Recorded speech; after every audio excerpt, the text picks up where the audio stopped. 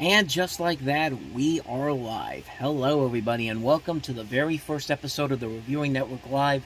This is a full-length preview episode of the show that's going to be a weekly feature here on this particular channel. Every Sunday night, we'll sit down here, we'll record an hour-plus long show talking about the events and news of the past week, talk about the weekend box office, talk about some recommendations for you, and some other things as well. This is a entertainment podcast, basically, talking about the news and things that might be of interest to you guys on this show. So we've got some stuff here I want to talk about for this particular preview episode. And before we get in here, let's talk about what this show is basically about. The Reviewing Network Live is basically a weekly stream of consciousness conversation where I sit back with you, I have some drinks with me, and I advise you to go get some snacks, go get some drinks of your own, and just sit back and try to entertain you for a good chunk of time here, because these are going to be long videos, and these are going to be more free-form conversation recording sessions where we'll talk about some stuff. They're more off the cuff.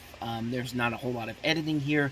There'll be some edited videos over on the other channel, the main Reviewing Network channel, so viewers over there can get a taste of what we're doing over here. And we're going to delve into a lot of conversations here. I have some stories that I want to talk to you guys about. I have some news stories of the last couple of weeks that are of interest. Some stories that have happened just today, actually. And like I said, we'll have some recommendations for some stuff that's coming out this week or related to some movies that are coming out this week. So, and these are going to have some more. These are going to be adult conversations. There's going to be some there's going to be some language here. So, if you're offended by that, you might not want to listen to them. But if you are very comfortable with that, just sit back, relax, and let's begin the conversation. And a regular feature on this show is going to be talking about the weekend box office. And this weekend, there are some very interesting things that happened in the weekend box office. We had 4 movies make over $25 million alone, which is a very rare thing nowadays, especially as we're still trying to come back from the COVID pandemic. But this weekend it happened, and there are a lot of stories to talk about within the top 5 themselves.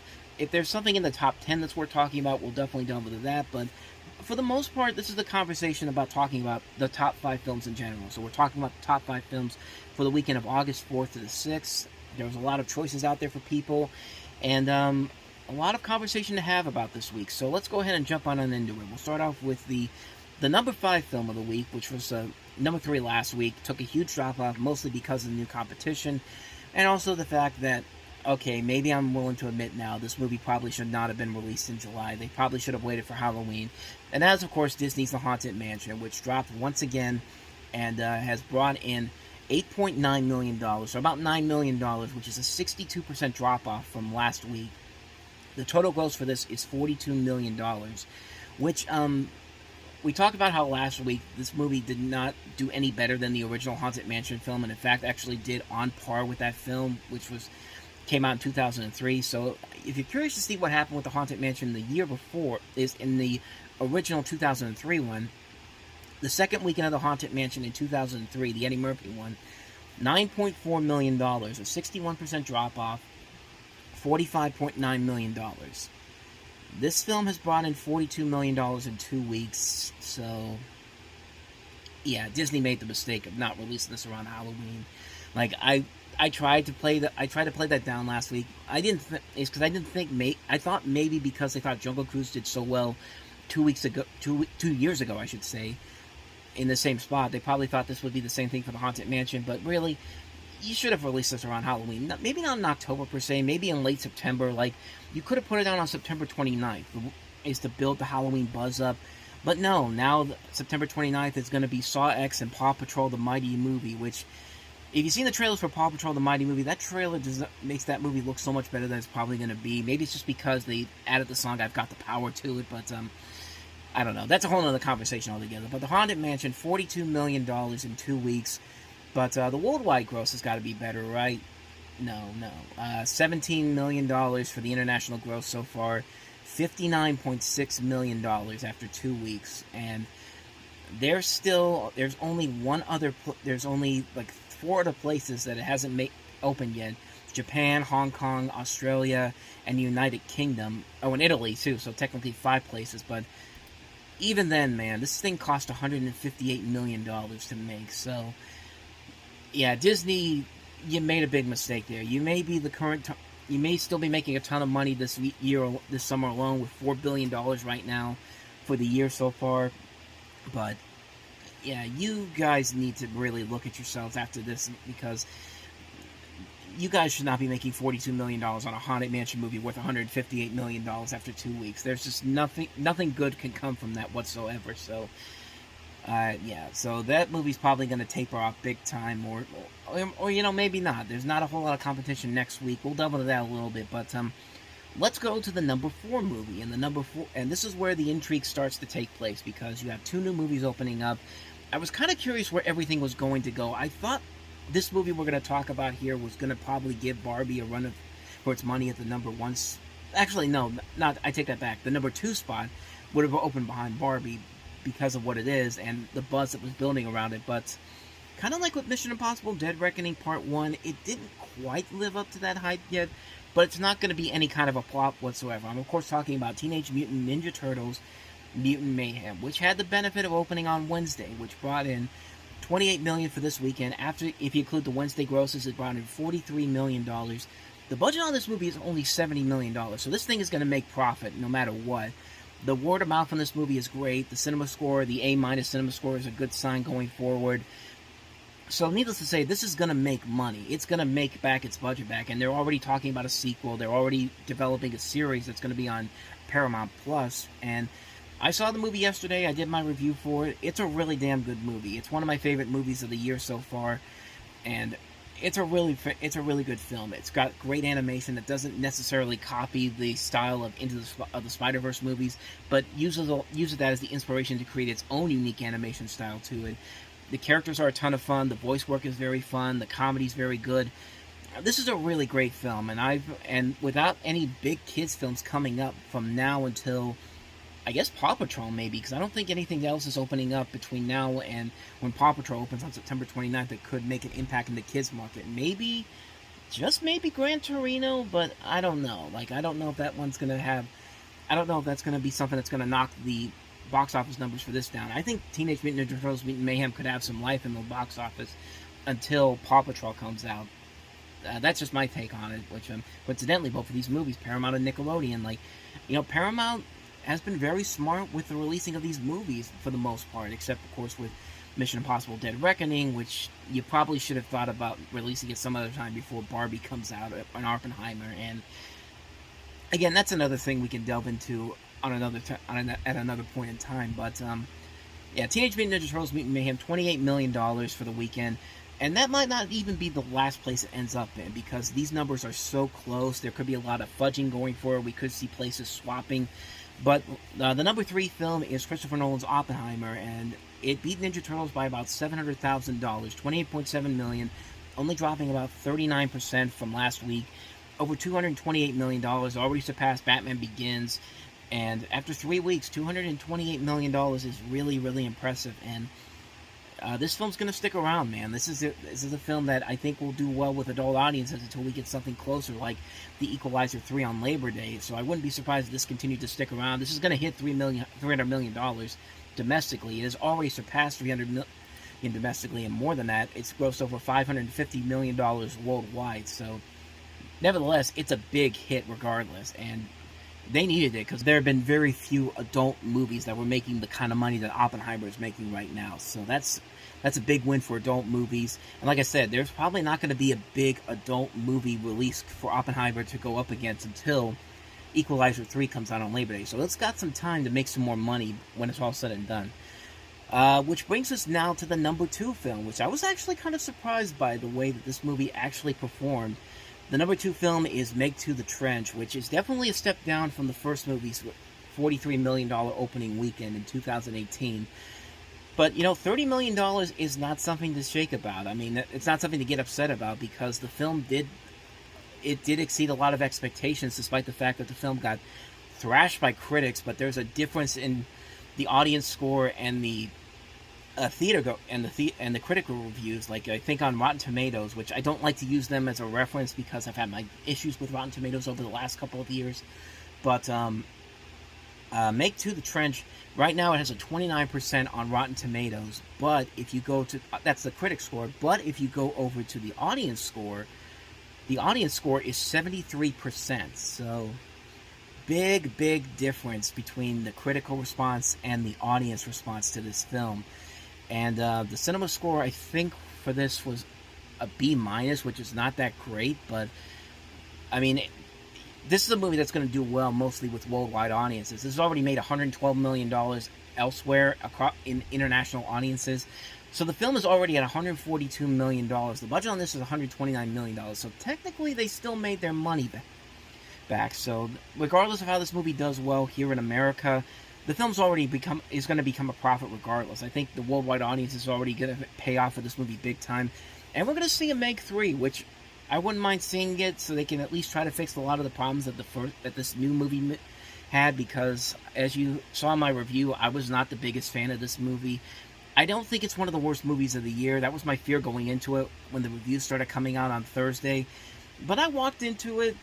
It is fun, but you have to wait through a long gap of just a boring storyline, not that many interesting characters until you get to the real good stuff, like the shark.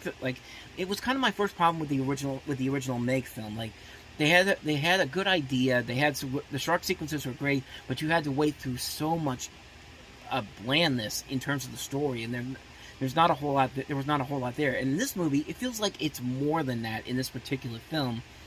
But when it does get fun, there are a lot of good fun moments there. And I think in my review, I had a decision. I had a tough time deciding whether or not I wanted to give it a mixed review or a thumbs down. I just went with a thumbs down, but it's more thumbs down leaning towards a mixed review per se. I wouldn't mind watching it again, mostly for the shark stuff.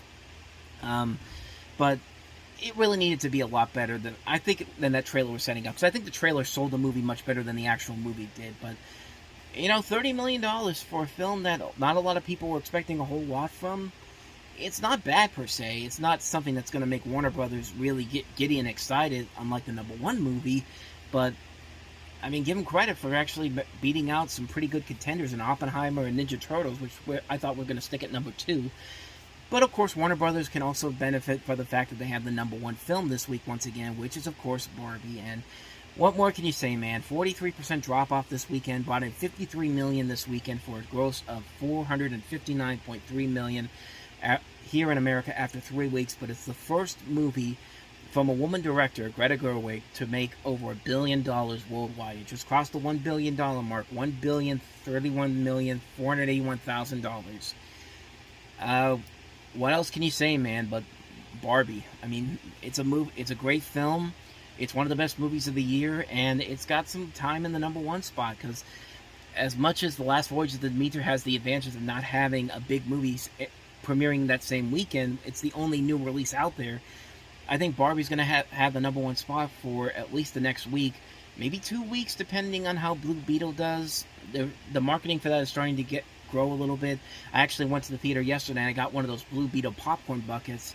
They're starting to put those out. So the buzz on that movie is slowly but surely gaining. If the film gets really good reviews, it could give Barbie a run for its money at the #1 spot. But I think Barbie could honestly stick around as a #1 movie all the way until Labor Day when The Equalizer 3 comes out. But yeah, I don't think Gran Turismo is going to be that big of a hit. But if the word of mouth on that one gets good, we'll see what happens. And we might as well talk about the movie coming out next week, The Last Voyage of the Demeter, which got the advantage of having Gran Turismo get pushed back recently by Sony Pictures. And this is a movie I've been looking forward to. I saw the trailers for this. I thought it looked so cool. You have a story where it's an adaptation of The Captain's Log, which is a chapter from Bram Stoker's Dracula, and you have strange and horrifying events befalling this doomed crew of the ship as they attempt to survive the ocean voyage from Transylvania to London, and stalked every night by a merciless presence on board the ship, a legendary vampire known obviously as Dracula. And when the Demeter finally arrives off the shores of England, it's a charred, derelict wreck, and there's no trace of the crew.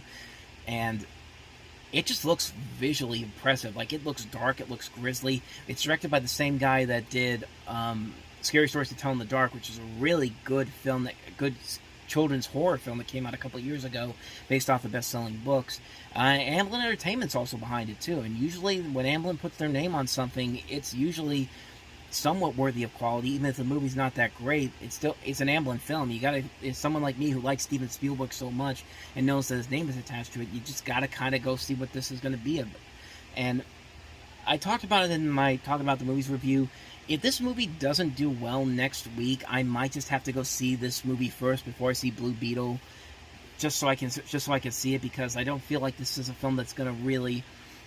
I mean, it could definitely go either way. Universal's been doing a pretty good job of marketing these type of films, where they don't usually look like they could be big hits, but when you look at stuff like Cocaine Bear, Violent Night, Krampus, they do become decent hits. So I'm hoping that this is the same thing. I'm hoping that the advantage of not having a big blockbuster on the same weekend coming out to dampen the box office can actually elevate this a little bit, but we'll see what happens. It's going to be very interesting to see where this one pans out. So, in terms of the rest of the box office, the top 10 overall, nothing too spectacular, nothing too crazy.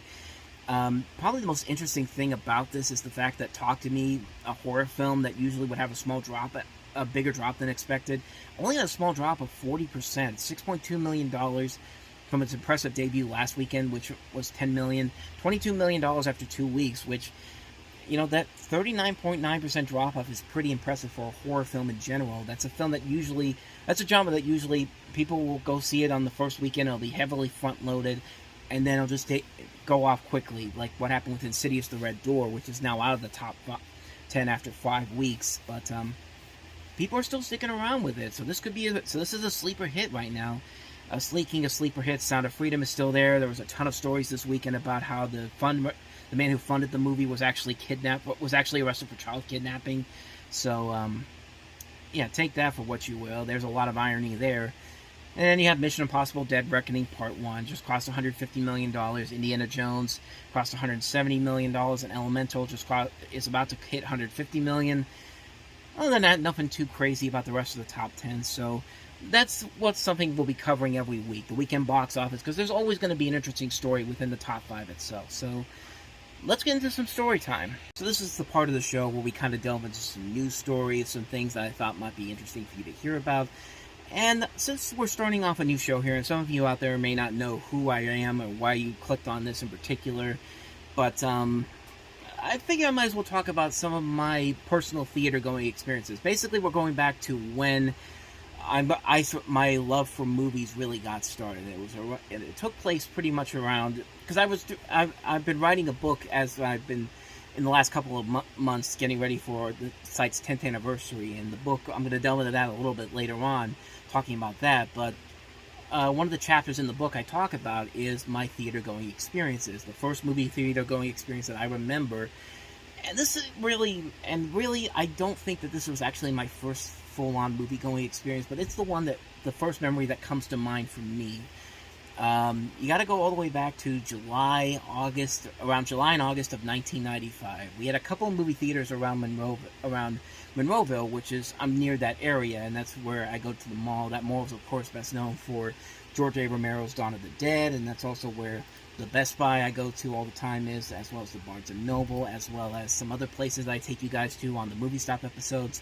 But one of the places that we had 2 theaters there for a good chunk of time in the 80s and 90s, before we eventually got the Cinemark Theater, which came around this area in 2013, about, I want to say maybe over 10 years after the one place I'm going to talk about closed down. But we had 2 theaters here. One place was called the Carmike Monroeville 4, and this was a theater that was right where the Best Buy was. That I always take you to this Best Buy, but before it was a Best Buy, it was this movie theater. And here's a picture of it right here. And as you can tell, there was 4 movie theaters here. This was a place that was originally opened as the Jerry Lewis Twin Cinema in 1972, and actually featured films such as classic movies like Walter Matthau and the New Leaf and Summer of 42. Each auditorium had 350 seats, and on January 10th, 1973, they changed it to the Monroeville Mall Cinema 1 and 2 before it eventually became the Cinemed East in 1973. And in 1987, it was taken over by Cinema World, renamed Cinema World Monroeville, and then in 94, it was replaced that Cinema World was taken over by Carmike, and it was there for a good chunk of time. And then in 1998, they demolished it and replaced it with a Best Buy. But this is a place that I remember going to because this is a place I went to see films like Speed 2 Cruise Control was one of the ones that came to mind. I'm pretty sure I saw some other movies here too, but it was a really small movie theater. It was a really small theater. Like, you go inside, and you have the 4 theaters, and then you have this one little concession stand in the middle, and I don't necessarily remember the inside of the theaters themselves like I do with this next theater that I'm going to get into here, but it does take me back to that day when I used to go to that theater. Not a whole lot, but at times there were times that I did go there on occasion. But the big one we used to go to was Showcase Cinemas, and Showcase Cinemas, this used to be a big theater chain, and I think it still is. I think there are still places that are still open in some parts of the country. I don't know for certain, but this was a big movie theater that used to be right by where Sears used to be at. But now that this theater has been closed down for a number of years now, and I'll delve into that as we get forward. But Showcase Cinemas is the one where my memory banks for that place are still there. I still have a lot of fond memories of the 9 years I went to that theater, and when that was around for the time. And I went there for the first time. There, and you go inside. I have a vivid image of what this place used to look like from the inside. You'd walk in the middle of this big building where you have these 2 little ticket booths on each side of the theater. It's not like the chains now where you have like a big area to get your tickets at. They were like 2 little ticket booths. They were on each side, unlike what we see nowadays in most movie theaters. They were places that there weren't places behind glass. There was this big open air area where on one corner of the theater you had on each side of the theater you had 2 ticket booths. They were about a little bit bigger than the size of a desk, like you'd see the teacher sit at a high school or at a late night talk show host desk. You'd get your ticket, and behind the counters would be open areas where you would see, the big movie standees for the films that are coming out. You'd have one area where there's a couple of arcades, posters would hang from the ceiling, you'd have these banners, and it was just a unique experience to see. And the concession stand was directly in the middle in the lobby, like a circle. Once you get your food, it's time to head into the theater, and there were 12 theaters at this particular movie theater, split up into 4 theater areas. You'd have one to the left, you'd have one to the right, and one in the middle. Now, if you went to the one in the middle, there'd be a lowering ramp where the floor would dip a little bit before you enter the theater, and on the 2 sides, you'd walk down these long hallways, and there would be these additional smaller concession stands in the middle of each area. So, something that you don't usually get anymore. I know that when the Pittsburgh Mills opened up, they had the big Cinemark theater there, and they had something like that too. But it's convenient because you don't have to keep going all the way out to the middle of the theater to go get your snack. You just take a little brief run to one of these smaller stands, get your refill, get your snacks, and then when that was all said and done, it was time to head back into the theater themselves. And this was before most movie theaters went full in on stadium seating. You'd walk in, and the seats were all on ground level, and depending on which theater number you went into, sometimes it would be a big auditorium, sometimes it would be a small auditorium, but the seats were like on a incline, pretty much. Those were memories that I just remember so much, going to the movie theaters a lot when I was little. Those are memories that I remember very fondly. And the first movie I ever went to see in a theater was Free Willy 2: The Adventure Home, which is, of course, the sequel to Free Willy. And at the time, I had seen the original through videotape, and my 5-6-year-old self remembers liking the movie enough, mostly because I didn't really have anything else to really compare it to, because my mindset fully wasn't in place at the time. It was either this or Disney movies or Warner, or the cartoons on Nickelodeon, Cartoon Network, the USA Cartoon Express. So we get to the movie, and we leave, and at the time, my younger self was thinking, I guess I like the movie. I remember coming out of it happy, but then again, I'm a 6-year-old kid thinking that, and my range of emotions weren't fully there just yet at the time. I pretty much liked anything, almost anything, but it wasn't until later on, as time went by, that I realized I didn't like that movie at all, and that was really my first negative movie experience that I ever had as a young kid. And slowly but surely, I began to really digest into what I really like and what I really did not like when it not only came to movies, but just things in general.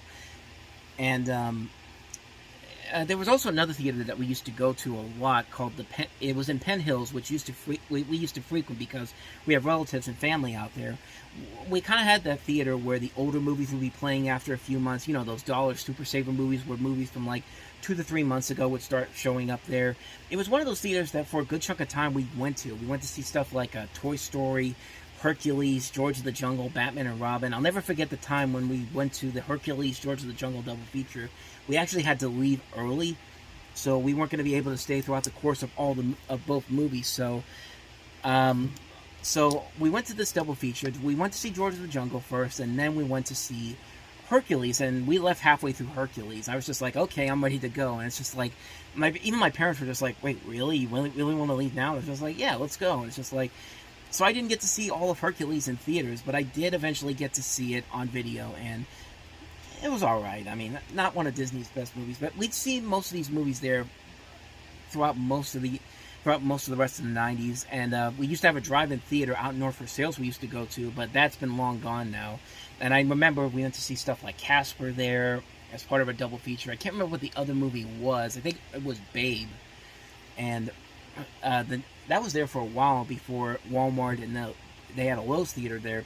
We eventually moved in there. The Lowe's theater is no longer there anymore. It's now a flea market, but we went to these theaters for a good chunk of the 90s. I mean, it would eventually start bringing in the more recent and current films of the time later on down the road, and we used to see we used to see a lot of movies back then. Like I said, we went to the Greater Pittsburgh Drive-In was what that place was called, the drive-in theater. So yeah, we went to these theaters for a long period of time, and then by the 2000s, we finally got a theater closer to home, and that was Carmike Cinemas. This was a big new theater that was taking advantage of the newer technologies and the newer building capabilities of what these movie theaters can do. The Carmike Cinemas Windsong 12, which is now unfortunately a busy beaver, and they closed that down during the pandemic. They were open they were open before the pandemic, but I guess when the pandemic shut everything down, they were unfortunately the casualty of that. Of what was going on there, but this is a theater that, once again, I have memories of this place because I used to go in here for a good period of time. For like 12 years of my life, I went to this theater to see all the big new movies. And you know, you go inside, they upped it. It's your typical concession stand now, where it's behind a glass. It's in the middle of the theater. You go inside after you get your tickets. 2 big concession stands on each side of the theater. There's a little small doorway where the arcade was, and then you have the 12 movie theaters in the back. And this theater had the advantages of stuff like stadium seating, easy access to check out the new releases, and it gave me more opportunities to see films that I wanted to see, like that were much closer to my home. And 2004 was a big year in my life for a number of reasons, and one of the big reasons was it was the year that I was able to go see a movie on my own for the first time ever, and I'll never forget it. We went to see stuff like this. It happened on the day when it really happened by accident, because me and my older sister went to go see Mean Girls on that day in late April 2004. And then after we came out of the movie, my parents gave me the opportunity to see a movie on my own, and I wanted to see the new Ben Stiller, Jack Black movie, Envy, which was Barry Levinson, Jack Black. In that movie, of course, he created a can of spray that made pet poop disappear, so nobody knows how it works or where the stuff goes. And that was the first movie I ever went to see on my own, and it made me feel like more of an adult, honestly, seeing the films that I wanted to see at that point. And it was really cool to see that, and that would eventually become the thing that would happen as the year went on. I mean, I would still go see the movies with my family, like stuff like Shrek 2, Dodgeball, White Chicks, Anchorman, the movies of 2004. And once August came around, it was pretty much me making decisions on what I wanted to do with what movies I wanted to see. Mostly, there was a time, I'd said before, that I'd seen multiple movies on a day every Sunday for what would appear to be about 9 years straight. I mean, this was a good chunk of time of my life spent at the movie theater. But I will say this, though, it did lead to probably one of the most intriguing and very interesting situations that happened to me, not but a few months after I started going to the movies on my own. And I don't think I'd ever be able to say this about the particular movie that this happened in, but let me just tell you the story about what happened. So our story takes place on October 3rd, 2004, and I know this because it was the opening weekend for DreamWorks' new animated feature, Sharktale. Now, this was coming right after Shrek 2's big success, critically and financially, and since I've been liking DreamWorks' movies a lot, I figured, you know what, go see the new movie. It's got Will Smith as a talking fish and Jack Black. What's not to like? And at the time, I liked it, but this leads to this movie has a lasting impact with me because of what happened during that time. So, to basically sum it up, I went into the movie, had my popcorn, had my drink, went up to the top of the theater like I usually do. Was watching the movie, not much going on. So there was a point about, I want to say maybe about 30 to 45 minutes into the movie where I got up to go to the bathroom. So I'm walking down the steps, and my hand is on the railing, and my pinky finger, is like sticking out a little bit closer to the. I don't know what this piece is, but it's the thing that basically holds the railing to the building. I can't remember what it is. I can't remember exactly what it's called, but this is going to lead into what happens. So I'm walking down, and it's just a normal thing. It's just normal, me walking out of the theater, and then all of a sudden, out of nowhere, I trip, and my finger feels different after that. Like, not because at the time I didn't know it, but my finger as soon as I went to the bathroom, I realized that my pinky finger was getting really numb. It was getting like bigger, and I didn't know what it was. I didn't think it was broken at the time, because I probably thought I would have felt it more, and I thought more blood would have come out. But no, I didn't feel like that. So after I got in the bathroom, I went to put pressure on it by taking like a wet paper towel and then putting a thing on it, because I didn't know. I didn't know that what had actually happened. So I went back into the movie theater. Like I said, this was about 45 minutes into Sharktale, and watched the rest of the movie. Left the theater.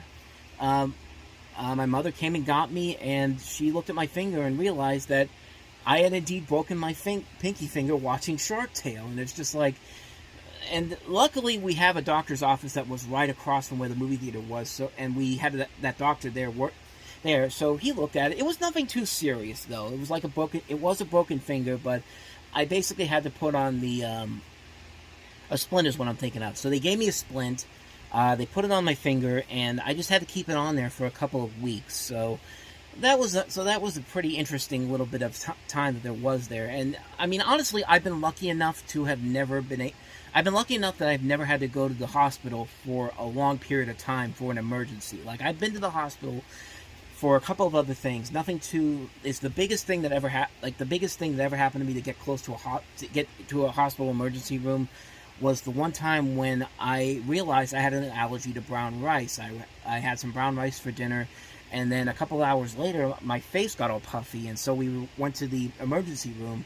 They gave me some stuff to calm it down, and I was pretty much out of there within a couple of hours. And I remember the night this happened, because this happened around the time of the Beijing Olympics opening ceremonies, and that was on the TV playing in the background. So that's a night I remember. But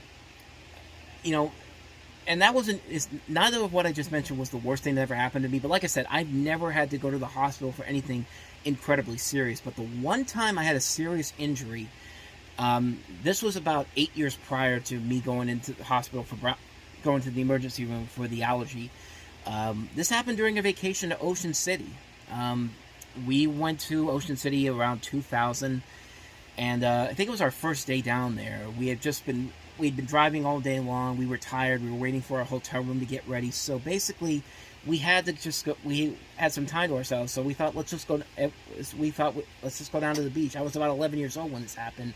My dad was exhausted because he was driving down the whole time, and my mother and my sister were out there, and I think we had family members there too as well. I don't know necessarily for certain if that was the case, but I think we did. But so I'm going out into the ocean, and I'm going out farther than most people than I would usually do. I was still out there where people were in the same line. If there was a straight line, there were people in that same line area. There was nobody out incredibly far away, but there was still enough there where where people could still see me and all that. And so I'm sitting out there, I'm swimming, I'm having a good time, and then all of a sudden, I feel this stabbing pain in my foot. Like in the back of my foot, something got hooked onto me. And I should preface this by saying that I want to bring up the movie Jaws, because I'd never seen the movie Jaws at that point. But my first real exposure to the movie Jaws was actually a commercial for the VHS release that was coming out. It was on the front of the Mystery Men tape, and it was basically, if you've ever seen that trailer, it's a trailer where they show you the opening scene of the movie. Where the drunk girl and the drunk guy are going out, is they're going out to strip naked and go into the ocean. And of course, that's the scene where the shark attacks the lady, and the guy is just sitting on the beach, is still trying to get off the high and the drunkenness that he's on. And that was my first real exposure to Jaws. And this was only a few months before I went on vacation. So my first thought, and I'm not even kidding about this, I literally thought a shark just came up. A shark just got me. I literally screamed at the top of my lungs. I swear I thought my life was over. This is the end of it all. Like, this is how my life ends. Going out into the ocean and like a shark is about to eat me. But no, that wasn't the case at all. And we later and as I'm still screaming at the top of my lungs at this point, my sister eventually got me. One of the lifeguards eventually got me. And I realized there was a fishing hook caught in the back of my leg, and it was not just the hook; it was also the weight that the fishing hook had that was causing me to like trip on the ground. The waves are just hitting me in my face, and I'm screaming at the top of my lungs, and it's just chaos all around. And I really thought to myself, this is how my life is going to end. Like, I really was scared I was going to lose my life over this. So my dad eventually got us into the van that we rented out. So we went down to one of the I wouldn't say it's a hospital per se, it was an urgent care building. It was one of these buildings that they have every couple of streets. Like there's a 75th Street one, and like all the different streets that are on Ocean City. And I don't remember which one we went into, but that's one of the. It's much smaller than a hospital. It's like about the size of a building. So we get inside of there. And I'm still screaming at the top of my lungs as this thing is like inside of me, and I'm feeling this pain and all that. I think I was in there for an hour or so as they were trying to pull it out of me, and it hurt.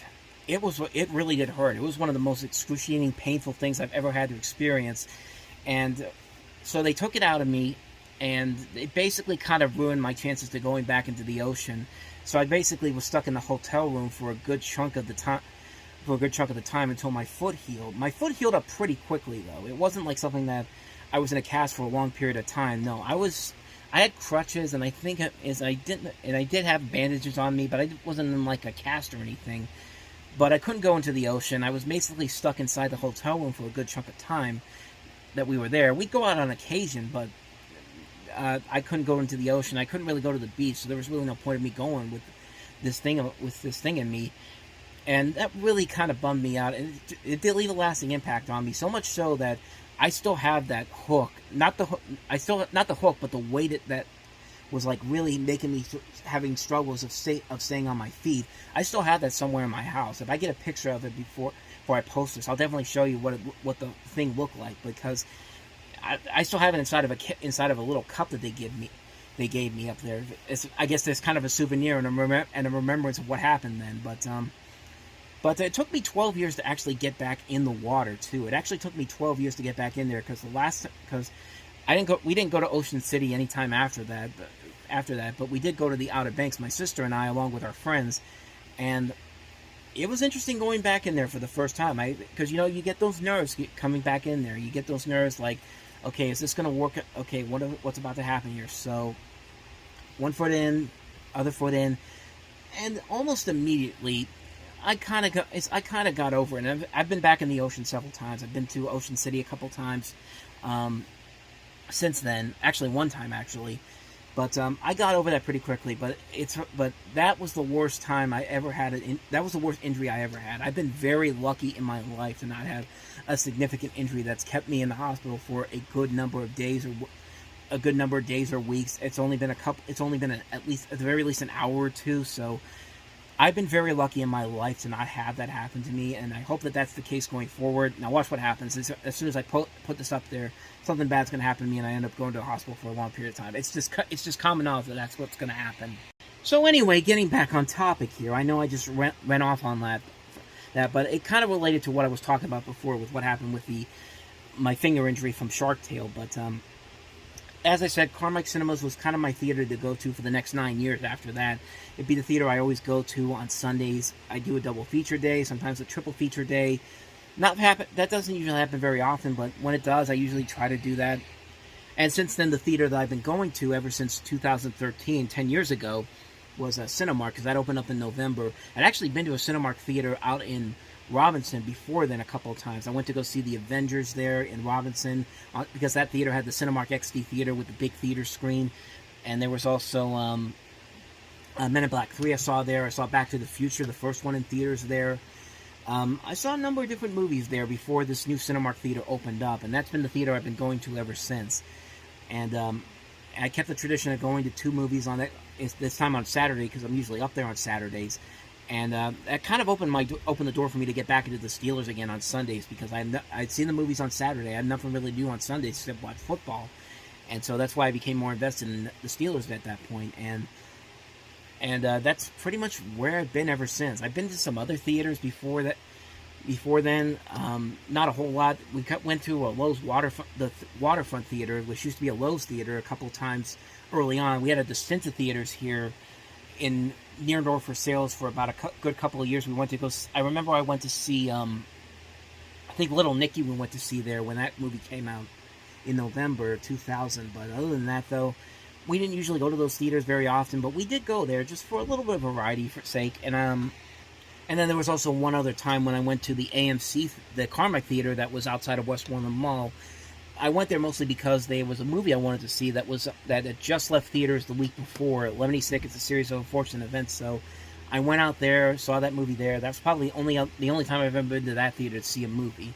But it's mostly been, Showcase Cinemas, Carmike Cinemas, and Cinemark. Those have been my main theaters that I've gone to in most of my life. I delve more into this a little bit in the book, which I'll delve into at the end of the show. But I just wanted to give you kind of an idea of where my theater going experiences kind of began, some of the more interesting stories that happened there, and yeah, I still enjoy going to the movie theaters. I still think going to see a movie on a big screen in a theater is still well worth it.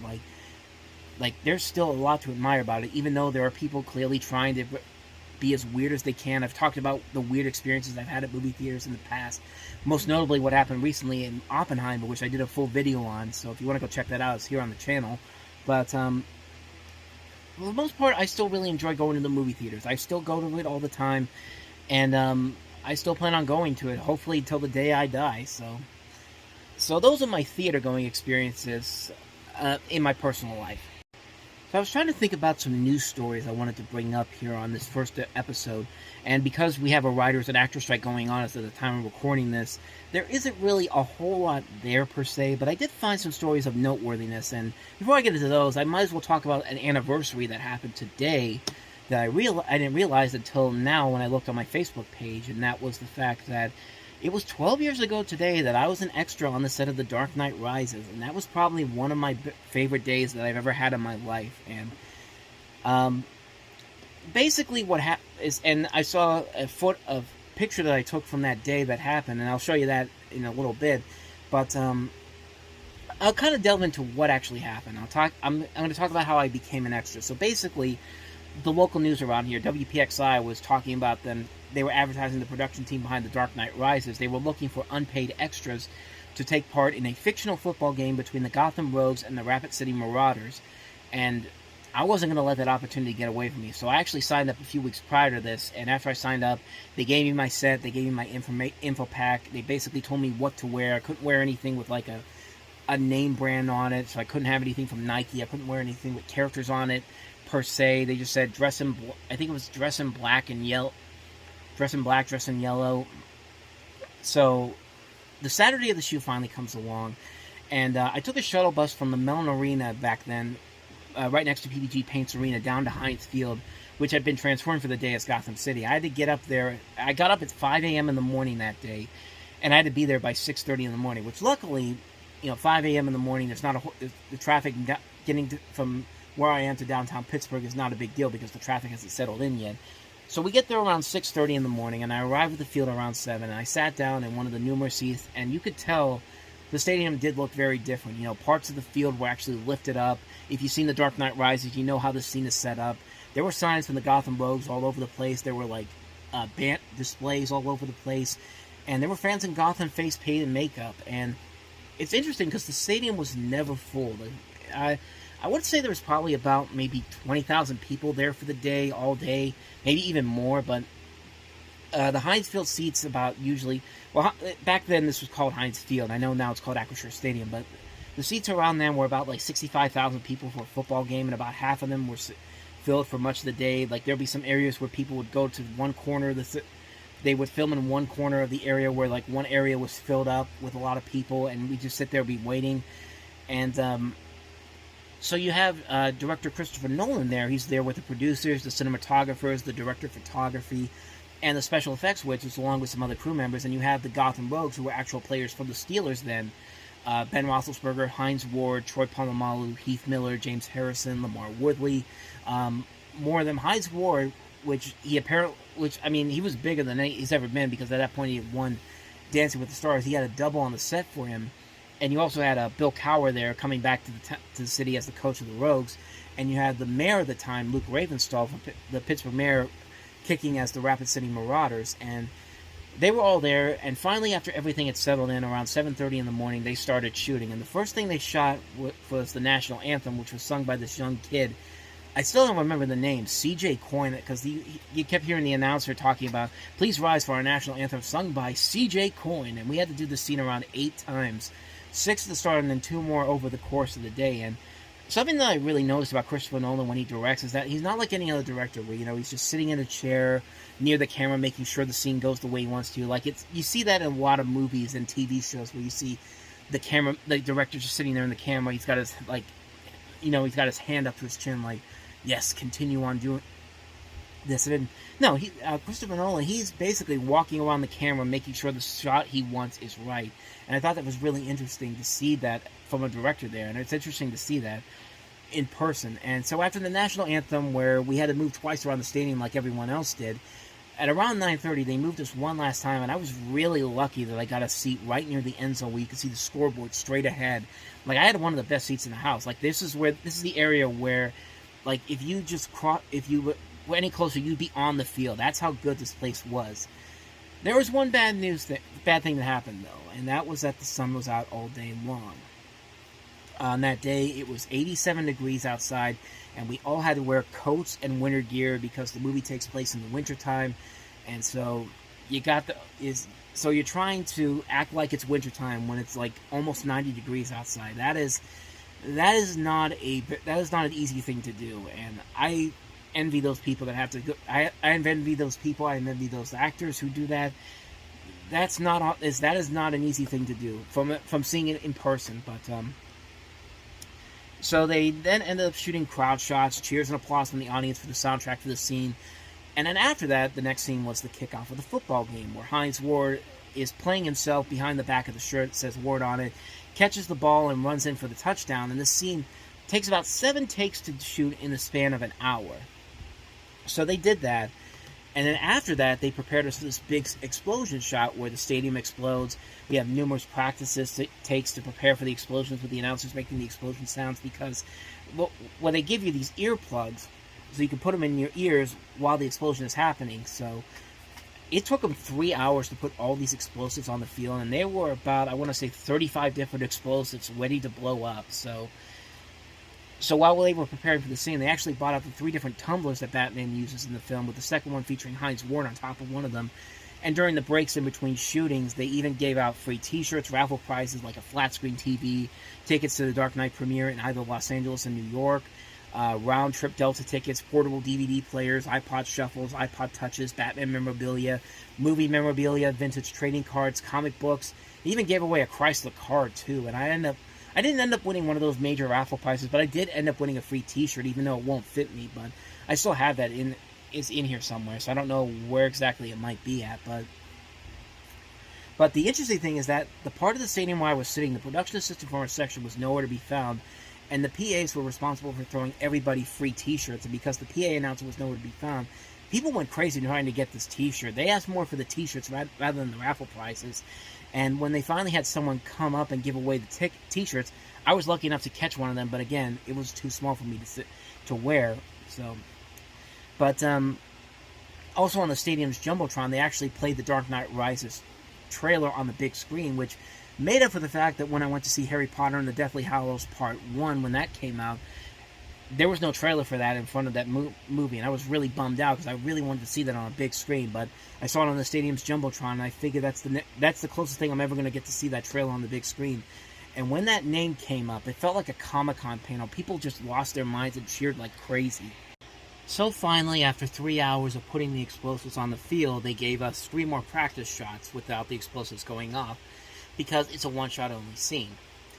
For obvious reasons. So after all that, we finally shoot it with the explosion. They told everybody to act scared and panic, and that's what we did. But then again, if you had explosions going off with the noise that came afterwards, I don't think you really need people to act scared and panic because, well, obviously for the obvious reasons.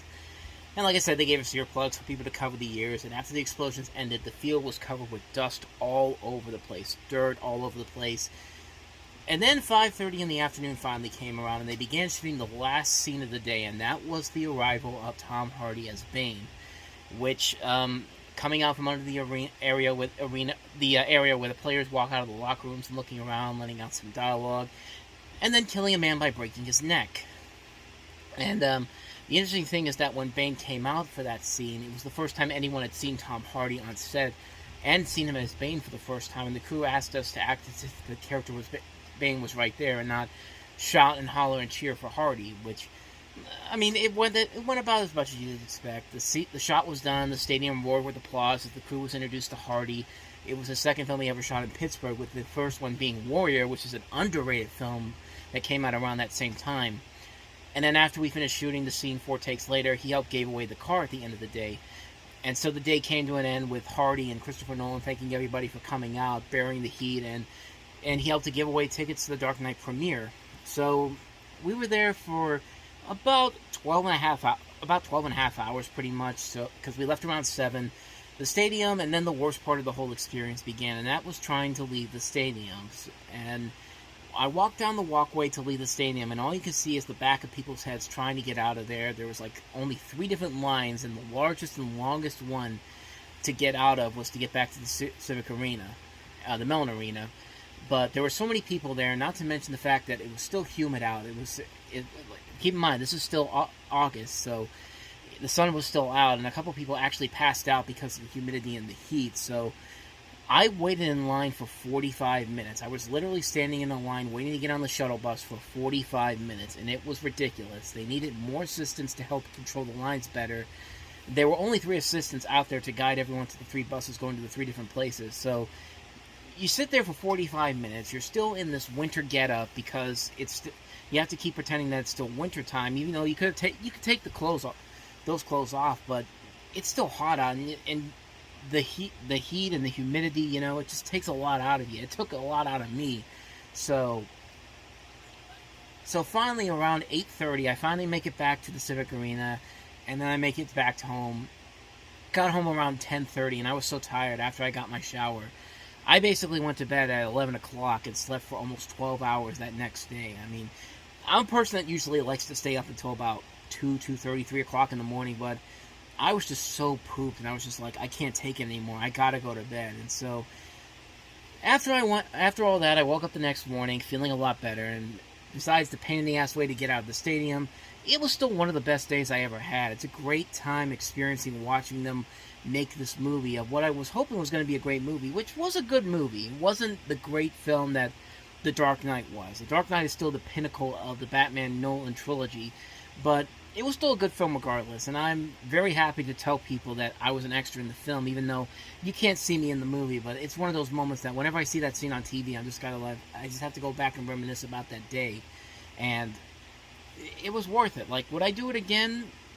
I mean, it would depend on what the movie is and when they shoot it because of my work schedule and all that. I don't know if I could do what I had to do there, sitting out in the heat for an entire day in 87-degree weather, and my face was like totally sunburned after that, and it was pretty rough on my body, but it's one of those days I'll never forget. That's one of my favorite days of my entire life, was being on the set of that movie, and that happened 12 years ago today, and I saw that and I thought, might as well talk about it here because I think you guys would have gotten a kick out of that. So that's my experience as an extra on The Dark Knight Rises. In terms of news stories this week, not a whole lot really to delve into in terms of entertainment news because, of course, we're still in the middle of an actors and writers strike. But there was a story that happened almost a month ago, and I wanted to wait for this particular show to talk about it because I don't usually talk about game shows a lot on here, but I do love a good game show. I love a lot of the classic game shows, Jeopardy, Price is Right, Wheel of Fortune, all those classic game shows, Family Feud.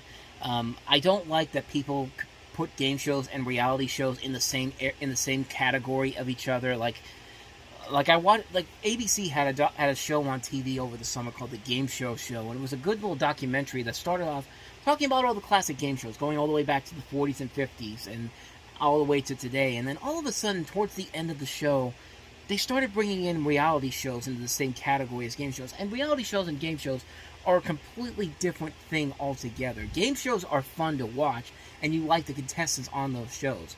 Reality shows are where you watch idiots act like they're something special, and you pretend like that their story is so important, and it's really not. Like, 95% of the people on reality TV shows, the contestants on there, are just some of the most detestable, inconsiderate idiots on TV. I hate reality television so much. And I've never watched a reality show in my life. I've never watched Survivor. I've only seen little bits and pieces of The Bachelor, where if you watch that show and any of the shows by Mike Fleece, you'll know that I've always said that Mike Fleece is one of television's greatest monsters. And that show is the perfect definition of that. I mean, this right here pretty much says it all. Like, who looks at that and says, this is what reality is like? Yeah, no. But, getting off a subject here, that's just a little problem that I have with that reality shows and television in general. But the story, of course, I'm talking about is that Wheel of Fortune, they're getting ready to a passing of the baton because Pat Sajak, who's been the host for 40 years now, is leaving the show at the end of next season. And not but a week after they make that announcement, they already have the host already set up for the new show, for the new run of Wheel of Fortune, and that is going to be Ryan Seacrest. Ryan Seacrest, of course, has been on TV and radio for a number of years. You've seen him on American Idol. You've seen him on Live with Kelly Ripa. He's done a lot of other stuff. Like, I remember him back on the days when he did those team game shows in the 90s for CBS. I think it was CBS. I think it was a show that he was on, but I can't remember the name of it right off the top of my head. But the news came out on June 27th that Ryan Seacrest was going to be taking over as host of Wheel of Fortune starting in 2024. He signed a multi-year agreement and will also serve as a consulting producer, in which he said, "I'm truly humbled to step in the footsteps of the legendary Pat Sajak. I can say, along with the rest of America, that it's been a privilege and pure joy to watch Pat and Vanna on our television screens for an unprecedented 40 years, making us smile every night and feel right at home with them." And he was making that statement and referring to Vanna White, and the statement keeps going on here. So Ryan Seacrest is going to be taking over the host of Wheel of Fortune, which, it's not a bad choice, but it's not my first choice. Like, I feel like they took too little time to actually pick a host to replace Pat Sajak pretty quickly, because he only announced that he was leaving the show a week after they made this announcement. So I think it was kind of weird. I think they should have done a little bit more. They should have taken more time with it. Like, The Price is Right, I know, took a long time before they eventually decided on Drew Carey. Like, it was after Bob Barker had his last episode aired, where they basically said that, he was going to be, there's going to be a new host replacing him, and then Drew Carey was announced in July, which was a month and a half after Bob's last episode aired.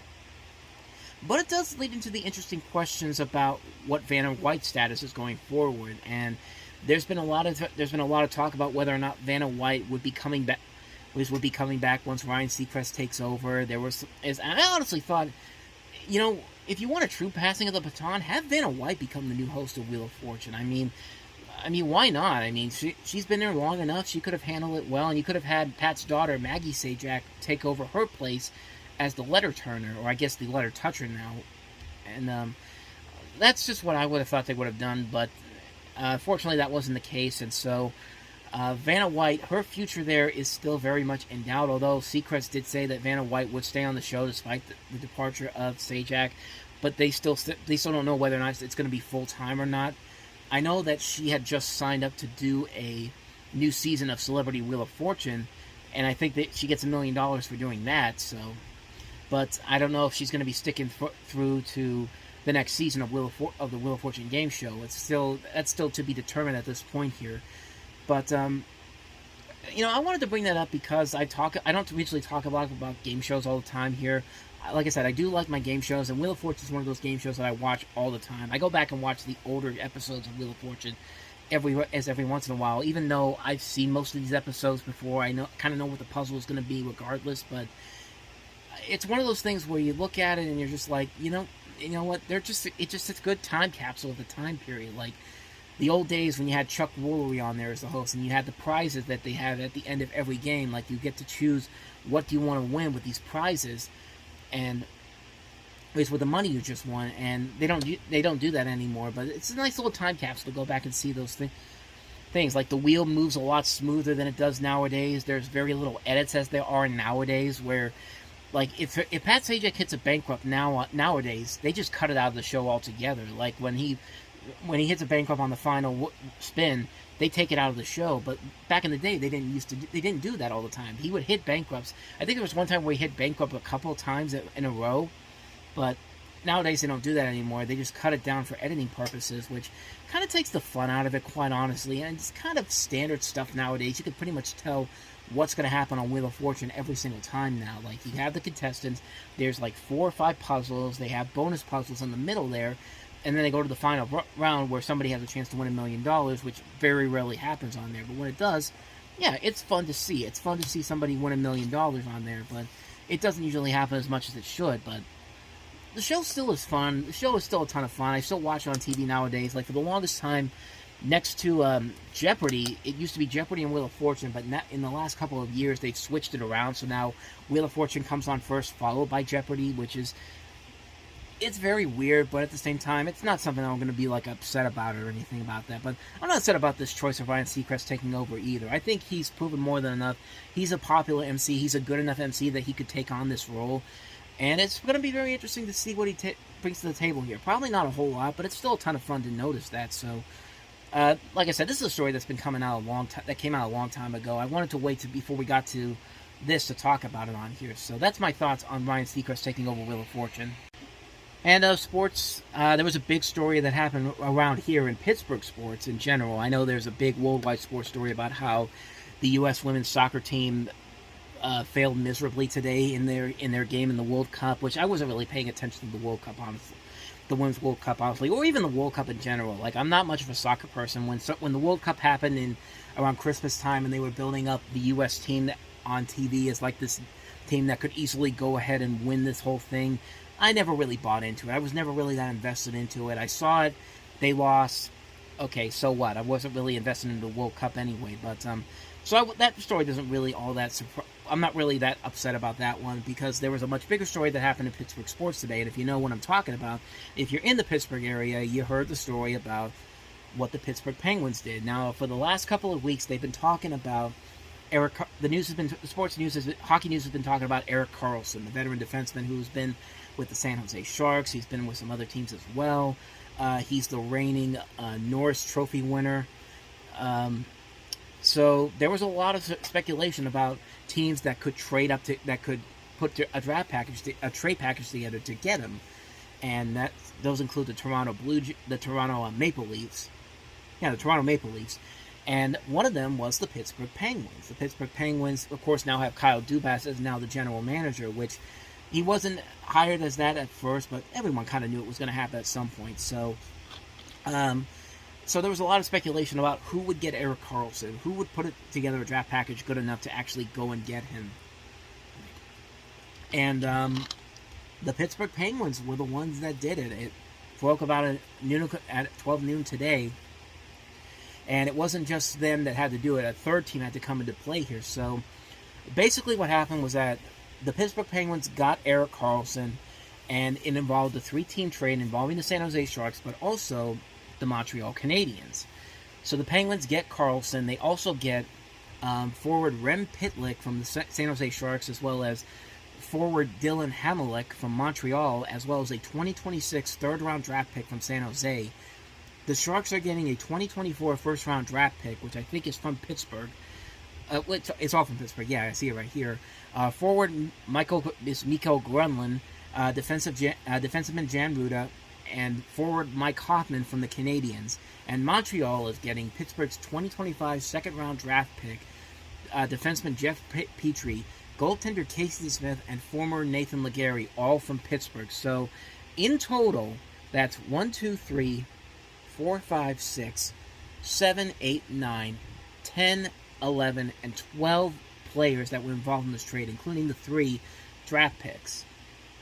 Now, that's a lot to give up. I mean, yeah, you're getting a prime defensive man in Erik Karlsson, who's been a 3-time Norris Trophy winner and became the first defensive man since 1991 and 92 to record 100 points in a season. And, yeah, it's great to do that, but those type of trades are really very...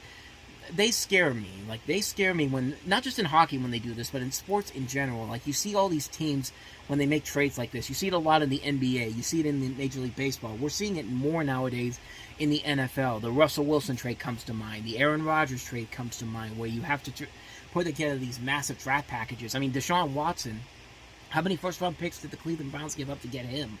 I think it was like 3 first-round draft picks to get him. So, yeah, when I look at this, it concerns me that the Penguins spend maybe a little too much to do is to get him. At least that was my first thought going into it. But the more I thought about it, there were some more details that were brought up that do make kind of sense when you look at the grander scheme of things.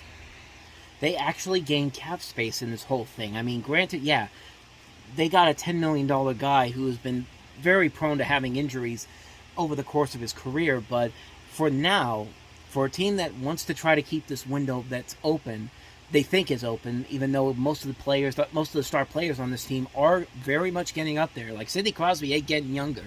You know, Evgeny Malkin ain't getting younger. Chris Letang, God, how many heart attacks did he have last year, I should say?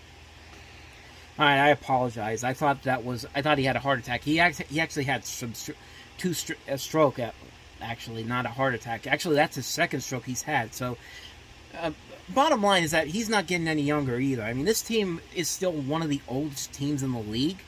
So, yeah, there's going to be there's a lot of worry about this team being able to still hold on to what they have here, despite they missed the playoffs for the first time in 16 years because of everything that Ron Hextall brought to this team. Like, Ron Hextall, I feel like his only goal when he decided to become the general manager of the Pittsburgh Penguins was to turn the Penguins into the Philadelphia Flyers after all the years the Flyers were tortured by the Penguins. And again, he succeeded, so that's something to say. But yeah, so this team is really not getting any younger. I mean, they have young pieces there. Jake Gensel, they just announced this week, is not going to be back on the team until well into the season. He's out for, I think they said like 12 weeks, I think. 12 weeks? About 3 months. So yeah, basically 12 weeks there. And Jake Gensel is 28 years old. The youngest player they have on the team right now is Alexander Nylander and Drew O'Connor, and both of them are 25. I'm lying to you again. Pierre-Olivier Joseph is the youngest person on there, and he's 24 years old. So I'm really giving you all the right stuff here. So, but yeah. So yeah, there's a lot of things that may not help him in the future right now. But as of right now, I mean, this isn't a bad selection whatsoever, getting a guy like Erik Karlsson there. If he pans out and actually does very well here and helping them get back to the promised land, I mean, it's a good trade for them regardless. But like I said, man, these super trades that these teams have, like not just in hockey, but in football, baseball, basketball, all this type of stuff, that does worry me. Like you're gambling a lot on something that's not really seen as something that's really going to help you going forward. Like, we still don't, as I still doubt that Russell Wilson going to the Denver Broncos is ever going to pan out for them. Aaron Rodgers with the Jets, like I said before, if they get him onto the field in the preseason to give him some time to get adjusted to the new system, they might have a shot at it. But we still have to wait to see what happens there. But just like we have to wait and see what happens here. Like, I'm glad they finally got Erik Karlsson. You can tell that Kyle Dubas is trying to help get this team back on track, just like how the moves that the Steelers have made in the last year have gone for the better. So yeah, I'm really curious to see how that's going to pan out in general. So I'm really excited to see what happens there. First game of the season, I think, is in October 10th, and that'll be against the Chicago Blackhawks. So that'll be something to see, definitely. And it's going to be interesting to see how this team pans out going forward. So those were basically some of the big news stories of the week. Not a whole lot in particular there. So, and now we have another weekly feature here on this particular show where I'm going to give you some recommendations for some movies that you should check out either on streaming or on physical media. And I have a little bit of both this week because we have a new release coming out this week on 4K for the first time ever. But before we get to that, of course, we just had Teenage Mutant Ninja Turtles Mutant Mayhem come out, and it made me want to have people go back and look at Rise of the Teenage Mutant Ninja Turtles, the movie, which is, of course, the feature film adaptation and serves as the conclusion to the TV series. This was a movie that was produced by Nickelodeon for Netflix. It was one of the Netflix movies they had on there. We had Netflix movies with Rocko's Modern Life, Invader Zim, The Loud House, and now this movie. And this is a film where it's basically the wrap-up for the entire series. You have the characters from the original Rise of the Teenage Mutant Ninja Turtles series. They basically, with the help of a new ally, the future Casey Jones, who's played surprisingly well by Haley Joel Osment, which, good on him for getting his career back on track. They go out to stop the evil alien force, the Krang, in this movie from invading Earth. And the Krang is played by James Peary in this movie. He's actually a fight choreographer who did voice work for Red Dead Redemption 2, and it was also Tori Vega's dad on Victorious, the Nickelodeon show. But the reason why I think you should check this movie out is the movie is fun. The comedy overall is very good. Once again, the camaraderie between the turtles is very well done. Watch this movie specifically for the animation. The animation in this movie, I don't know what happened. I don't know if they got a bigger budget to do this, but the animation in this movie looks amazing. Like, the animation in this film, especially in the action sequences, looks fantastic. I was really shocked at how good the animation was in this. And it does have some really good emotional moments to it, like the big thing in the end where Leo basically has to sacrifice his life to save the universe and keep him trapped with Krang, and you see everybody just emotionally distraught by the fact that their leader is stuck in this time period, and they're doing everything it takes to help him get back out of there. And it's a well done scene. Like, this is a great movie just for the animation alone. Like, I think it does have an increased budget to it because it does allow them to have more fluidity and color in the film than they do in the series. And you could definitely see it in a lot of these shots in this movie. It's a really good film. It's a very underrated movie. It's definitely one you should definitely check out. Even if you're not the biggest fan of Rise of the Teenage Mutant Ninja Turtles, it's a movie that I say definitely you should check out. It's on Netflix. You should be able to still stream it at this point. In fact, I'm going to see right now if you can still stream it. And Dreams is a film that came out in 1990. It's 8 different little vignettes written and directed by Akira Kurosawa. This is a film that was inspired by actual recurring dreams that Kurosawa had, that he had repeatedly. It was his first film in 45 years where he was the sole author of the screenplay. And it's an international co-production of Japan and the United States, and it was made 5 years after it ran with the assistance of George Lucas and Steven Spielberg helping, and Warner Brothers putting it out there. This film addresses things such as childhood, spirituality, art, death, mistakes, transgressions made by humans against nature. And each one of these segments are very well done. The visuals on these segments alone are well worth the price of admission. And on Blu-ray, and I had the Blu-ray for this when I got when one of the Barnes & Noble sales happened. I got this on Blu-ray because I had to see how beautiful this looks on Blu-ray, and it looks incredible. Like, I can't imagine what the 4K version of this is going to look like, but this is a film that if you love Akira Kurosawa's work, it's one of his more underrated achievements. Definitely seek this movie out. It's definitely well worth the purchase. It comes out on 4K this week. I definitely recommend you get this. This is definitely worth the price. It's worth the price. Alright, so those are the recommendations I have for this week. We'll have these every week on the show. Before we go, though, I do want to talk about my book that I've been talking about in the last couple of videos, and I actually showed you on a Movie Stop episode a couple weeks ago. Channeling Entertainment, the 10-year history of the Reviewing Network. I'm actually holding the book right now. This is a reminder that the book is coming out at the end of the month. Actually, to start next month, September 1st, which is the 10th anniversary of when I actually launched the site itself on Spo.com.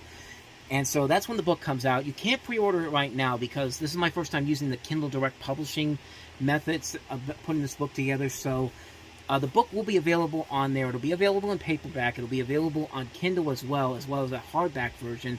The Kindle and the paperback version is going to be $5. It's pretty cheap for a book like this with 100 pages talking about how it all got started for me and how we got to this point now. And the hardcover book is going to be $10. And I'm going to do another video coming up down the road as we get closer to the release date of this book on the other channels. So definitely be on the lookout for that. And I will make sure to put a link to where you can pre-order the book, to where you can get the book when the book does come out. So I wanted to bring that up here before we eventually got on out of here.